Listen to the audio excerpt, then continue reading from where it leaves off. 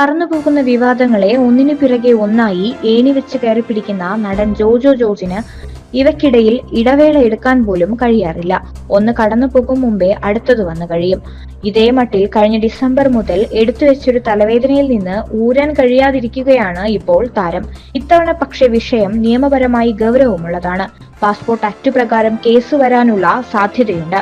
2023 ഓഗസ്റ്റിൽ ലണ്ടൻ യാത്രയ്ക്കിടെ നഷ്ടപ്പെട്ട പാസ്പോർട്ടിന് പകരം പുതിയതെടുക്കാൻ 2024 ഡിസംബറിലാണ് ജോജോ അപേക്ഷിച്ചത്.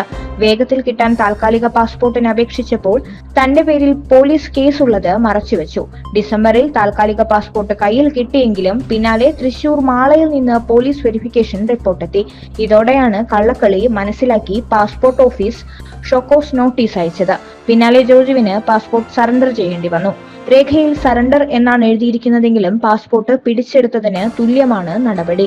2022 അപകടമുണ്ടാക്കും വിധം വാഗമണ്ണിലെ ഓഫ് റോഡിൽ റൈഡിംഗ് അടക്കം പരിപാടികളിൽ പങ്കെടുത്തതാണ് ജോജോ ജോർജിനെതിരെ ഇടുക്കി പോലീസ് സ്റ്റേഷനിൽ കേസുള്ളത്. കേസിൽ 3ാം പ്രതിയായിരുന്നു നടൻ. മോട്ടോർ വാഹന വകുപ്പ് മറ്റൊരു കേസും എടുത്തെങ്കിലും അതിൽ കുറ്റം സമ്മതിച്ച് പിഴയടച്ചു തീർത്തു. വാഗമൺ പോലീസ് എടുത്ത കേസ് തുടരുമ്പോഴാണ് പാസ്പോർട്ട് നഷ്ടപ്പെട്ടതും പുതിയത് എടുക്കേണ്ടി വരുന്നതും.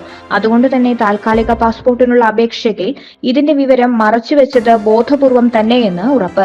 ഇതിനെല്ലാം ശേഷം വാഗമൺ പോലീസിന്റെ പരിധിയിൽപ്പെട്ട പീരുമേട് കോടതിയിൽ നിന്നും പാസ്പോർട്ട് അനുവദിക്കാൻ തടസ്സമില്ലെന്ന് NOC വാങ്ങിയെങ്കിലും ആദ്യ അപേക്ഷയിൽ കേസിന്റെ വിവരം മറച്ചുവെച്ച് എന്നത് കുറ്റകരമായി. അതുകൊണ്ട് തന്നെ ആ പാസ്പോർട്ട് തിരികെ നൽകാൻ പാസ്പോർട്ട് ഓഫീസ് തയ്യാറായില്ല. രാജ്യസുരക്ഷയുടെ താക്കോൽ എന്ന് വിശേഷിപ്പിക്കുന്ന പാസ്പോർട്ടുമായി ബന്ധപ്പെട്ട് ഇത്തരം കുറ്റകൃത്യങ്ങൾ ചെയ്യുന്നത് ഗൗരവമുള്ളതാണ്. വിവരം മറച്ചുവെച്ച് പാസ്പോർട്ട് എടുക്കുന്നത് വ്യാജ പാസ്പോർട്ട് എടുക്കുന്നതിന് തുല്യമാണ്. 2 വർഷം തടവ് ലഭിക്കും. ഹൈക്കോടതിയെ സമീപിച്ച് പഴയ പാസ്പോർട്ട് തിരികെ കിട്ടാൻ ജോജു ശ്രമിച്ചെങ്കിലും കുറ്റകൃത്യം കണ്ടെത്തിയതോടെ സറണ്ടർ ചെയ്ത പാസ്പോർട്ടിന്റെ കാര്യത്തിൽ കോടതി ഇടപെട്ടില്ല. പകരം പുതിയ പാസ്പോർട്ട് എടുക്കാൻ ഉത്തരവ് നൽകി. എന്നാൽ മുൻ നിശ്ചയിച്ച വിദേശ പദ്ധതികൾ ഉള്ളതിനാൽ പഴയ പാസ്പോർട്ട് തന്നെയാണ് ജോജുവിന് ആവശ്യം. അതിനനുകൂല നടപടി ഉണ്ടായിട്ടില്ല.